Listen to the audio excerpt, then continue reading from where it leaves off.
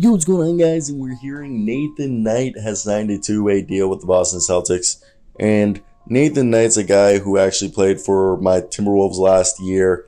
And so far in his NBA career, Nathan Knight's been a guy who has played for a few teams in the NBA since coming out of, I believe, Williams and Mary, which Williams and Mary, as you guys know, is one of two schools, the other school being Rutgers, to not be Ivy League. So William and Mary and Rutgers are just as old as the Ivy Leagues and technically have the same qualifications to be an Ivy League, and they just aren't. Just a little tidbit there. Played 4 years there, then he played for the Hawks, and then he played for the T-Wolves. Last year in 2 games for the Iowa Wolves, he was insane, and he played averaging 32 points and 12.5 rebounds in 2 games. But in 38 games for the Wolves, he shot 38% from 3, 56% from the field in about 7.7 minutes a night, 3.7 points and 1.5 rebounds a game with just about a half block a game. And if you guys don't know, Nathan Knight's a guy that I'm a fan of. He's a 4-5. You know, he's one of those in-between bigs.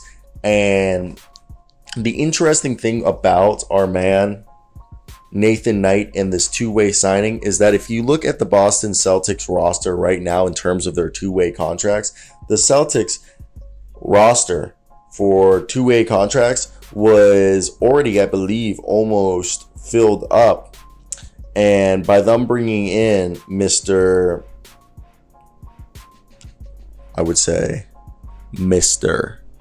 Knight, they had JD Davison, Queta, and Jay Scrubb on two-ways.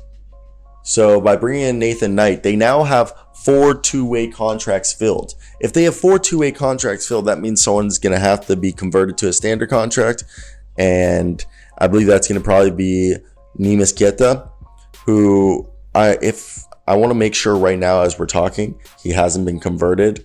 And it's probably going to be him, as yes, they have waived Wayne Gabriel and they're signing Nathan Knight to a two-way, which means Queta is probably going to be a guy who's going to be converted to a standard NBA contract in the coming hours, as they're going to waive Jay Scrubb or JD Davison, as this team now gets themselves Nathan Knight, who in college, in his last 2 seasons, averaged 21 points and 9 rebounds. He's a left-handed big, and he's kind of in the Zach Randolph mold, that he's not a freak athlete, and he's technically undersized for a big, and he's shown some three-point range. But what he does is he produces very well because he has very good intangible skills, and he's actually a really good drop coverage blocking big, because he has really good timing around, when contesting buckets. So for me, when I look at Nathan Knight, I think, all right, guys, this means Queta's going to the main roster, right? At least that's how I see it. But again, guys, I want to hear your thoughts in the comment section. What do you guys think of Nathan Knight? And are you guys on the same page as me in that this is a great signing, and that I'm definitely excited to see what they're going to do, because they wouldn't be signing Knight if they weren't going to be converting Queta to a standard contract, as it makes no sense unless you're the Portland Trailblazers, who have John Butler and I believe it's John Butler and Ibuaji.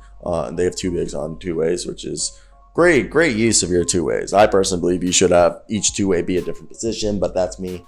I'm not an NBA exec, so I'm just some guy making YouTube videos in his condo.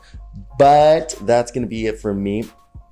I want to hear your thoughts. What do you guys think of Nathan Knight? What do you think it means? And if you guys are on the same page as me and being like, yes, this means our man Queta's going to the main roster. That's it. Cheers. Bye.